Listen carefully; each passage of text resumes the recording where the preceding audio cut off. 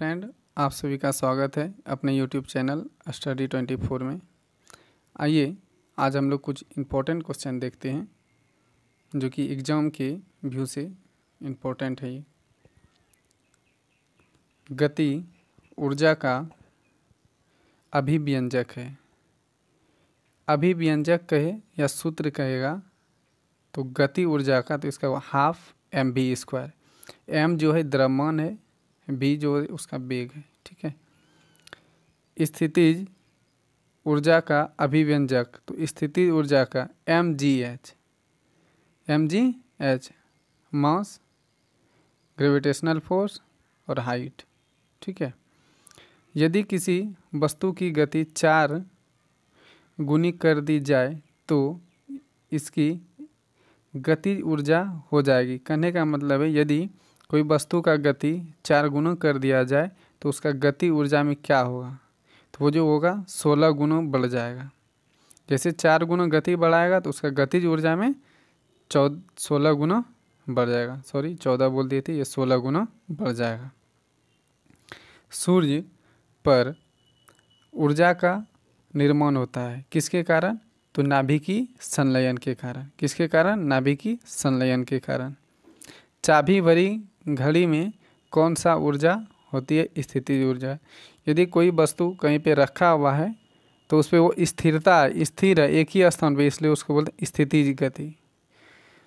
तो विद्युत मोटर विद्युत ऊर्जा किस ऊर्जा में रूपांतरित करता है। ये विद्युत मोटर जो है विद्युत ऊर्जा को किस ऊर्जा में, तो यांत्रिक ऊर्जा में। किस ऊर्जा में, यांत्रिक ऊर्जा में रूपांतरित करता है। कौन सा उपकरण यांत्रिक ऊर्जा को विद्युत ऊर्जा में रूपांतरित करता है। कौन सा उपकरण है जो यांत्रिक ऊर्जा को विद्युत ऊर्जा में, पहले था विद्युत ऊर्जा को, इसमें था विद्युत मोटर, विद्युत ऊर्जा को किस में, तो यांत्रिक ऊर्जा में। अब इसमें यांत्रिक ऊर्जा को विद्युत ऊर्जा में रूपांतरित करता है तो कौन करता है, तो डायनेमो। माइक्रोफोन ध्वनि ऊर्जा को किस ऊर्जा में बदलता है, तो विद्युत ऊर्जा में। माइक्रोफोन जो है ध्वनि ऊर्जा को विद्युत ऊर्जा में रूपांतरित करता है। लाउड स्पीकर में विद्युत ऊर्जा को किस ऊर्जा में रूपांतरित करता है, तो ध्वनि ऊर्जा में। मोमबत्ती रासायनिक ऊर्जा को परिवर्तन करता है प्रकाश एवं ऊष्मा ऊर्जा में। मोमबत्ती को जब जलाते हैं तो वो रासायनिक है, मोमबत्ती जो है रासायनिक ऊर्जा उसमें स्थित है। जब जलाते हैं तो उससे जो उत्पन्न होता है प्रकाश भी उत्पन्न होता है और ऊष्मा भी उत्पन्न होता है। सौर सेल में सौर ऊर्जा किस ऊर्जा को, तो विद्युत के रूप में। सूर्य प्रकाश है उसको क्या किया, उसने अपने में समाहित किया और उसका जो है विश्लेषण करके रूपांतरित किया, तो किस ऊर्जा में रूपांतरित किया, तो विद्युत ऊर्जा में। विद्युत ऊर्जा को प्रकाश एवं ऊष्मा ऊर्जा में कौन सा उपकरण रूपांतरित करता है, तो विद्युत बल्ब। अभी जो बल्ब घरों में देखते हैं वो क्या करता है, ऊष्मा भी देता है और प्रकाश भी देता है। तो प्रकाश और ऊष्मा कौन देता है, तो बल्ब। तो बल्ब विद्युत बल्ब क्या करता है, विद्युत ऊर्जा को प्रकाश और ऊष्मा में रूपांतरित करता है। विद्युत सेल द्वारा रासायनिक ऊर्जा किस ऊर्जा में रूपांतरित होता है, तो विद्युत सेल द्वारा जो है रासायनिक ऊर्जा को किस ऊर्जा में रूपांतरित करता है, तो विद्युत ऊर्जा में रूपांतरित करता है। यांत्रिक ऊर्जा को ध्वनि ऊर्जा में कौन सा रूपांतरित करता है, यानी कि कौन सा यंत्र है जो रूपांतरित करता है ध्वनि ऊर्जा, जिसमें तो ध्वनि में बदल रहा है ना, तो कौन, सितार गिटार ये सब जितना भी वाद्य यंत्र है वो क्या करता है, यांत्रिक ऊर्जा को ही ध्वनि ऊर्जा में परिवर्तन करता है। तो एक वस्तु उदासीन समयावस्था में है, उसे हिलाने पर उसकी स्थिति ऊर्जा में क्या परिवर्तन होगा, शून्य होगा। कोई वस्तु एक स्थान पे रखा उसको केवल हिला दे फिर उसी स्थान पे है तो कोई परिवर्तन नहीं हुआ। जब कोई परिवर्तन नहीं हुआ तो शून्य हुआ। सौर ऊर्जा का रूपांतरण रासायनिक ऊर्जा में होता है। सौर ऊर्जा का रूपांतरण रासायनिक ऊर्जा में, तो प्रकाश संश्लेषण के दौरान। जब प्रकाश नहीं होता है तो देखिएगा घरों में जो है सौर प्लेट लगा होगा तो उसमें जब सूर्य नहीं रहता है, सूर्य की किरणें नहीं पड़ता है उसमें, तो वो प्रकाश ऊर्जा क्या विद्युत ऊर्जा कुछ भी नहीं होता है। तो प्रकाश सौर ऊर्जा जो है वो रासायनिक ऊर्जा में तभी बदलेगा जब प्रकाश संश्लेषण होगा तब। यदि वस्तु की चाल आधी कर दी जाए तो गतिज ऊर्जा में 1/4 रहती है। जब उसका चाल में वहाँ पे क्या क्या था, 2 गुणों किए थे तो उसका 4 गुणों किए थे 16 गुणों, यदि 2 गुणों किए थे तो 4 गुणों। जब 4 गुणों रहे तो उसका आधा 2, तो इसमें भी 1/4 घट जाएगा। कहता है जितना भी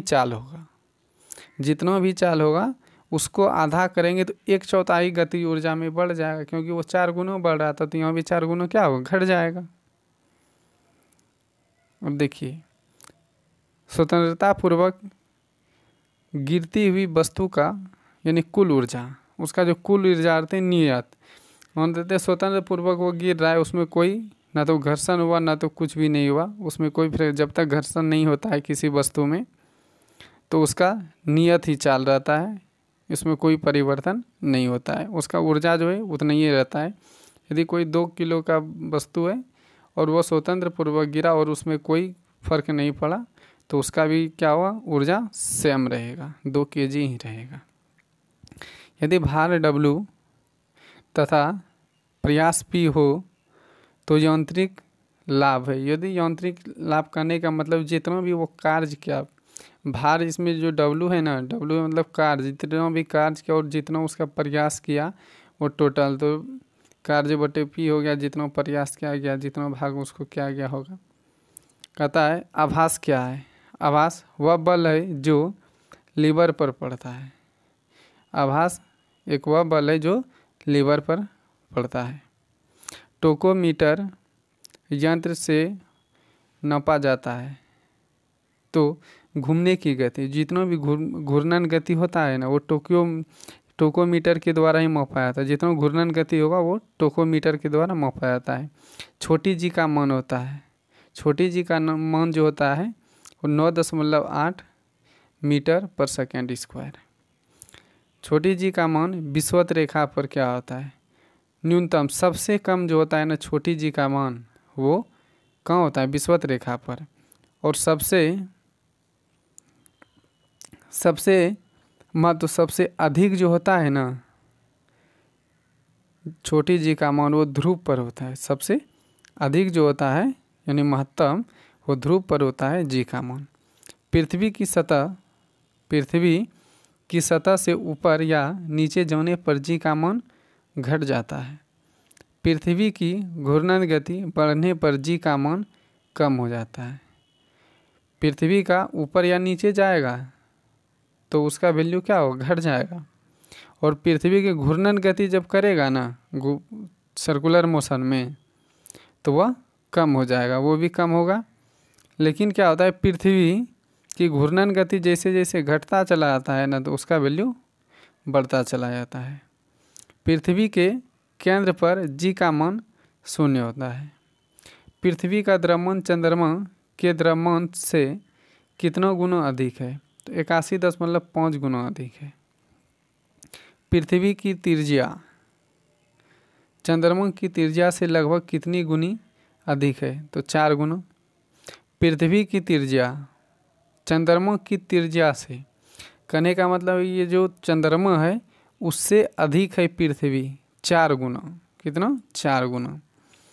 पृथ्वी के लिए पलायन वेग का मान 11.2 किलोमीटर पर सेकेंड। पलायन वेग जिसको बोलते हैं उड्डयन काल हम सब भी बोलते हैं इसको, ठीक है। तो इसका वैल्यू कितना, 11.2 किलोमीटर पर सेकेंड। ये बहुत इंपॉर्टेंट क्वेश्चन है, ये प्रत्येक बार एग्जाम में पूछता है। सूर्य के लिए पलायन वेग का मान 42 किलोमीटर पर सेकेंड। सूर्य यदि पृथ्वी से छोड़ेगा तो वो कितना, 11.2 किलोमीटर। सूर्य के लिए यदि उसका कोई परीक्षण करेगा तो 42 किलोमीटर पर सेकेंड। चंद्रमा के लिए पलायन वेग का मान होता है 2.37 किलोमीटर पर सेकेंड। पलायन वेग का समीकरण है √2gr, यानी कि बड़ी आर जितना भी उसका त्रिज्या होता है, जी ग्रेविटेशनल फोर्स जितना उसका उसमें फोर्स लगाया गया है। जब लिफ्ट ऊपर की ओर जाता है और आदमी का आभासी भार वास्तविक भार से बढ़ जाता है तो क्यों? ये क्यों बढ़ जाता है उसका भार? क्योंकि त्वरण ऊपर की ओर होता है, उसका जो दबाव होता है ऊपर की ओर उसके सिर पर होता है, इसके कारण उसका भार बढ़ जाता है। गुरुत्वीय आकर्षण की खोज किसने किया था? ये गुरुत्वाकर्षण की खोज न्यूटन साहब ने किया था।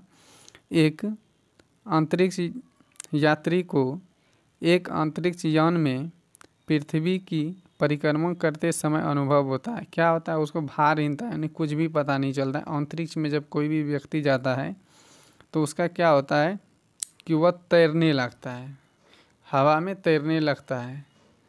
तो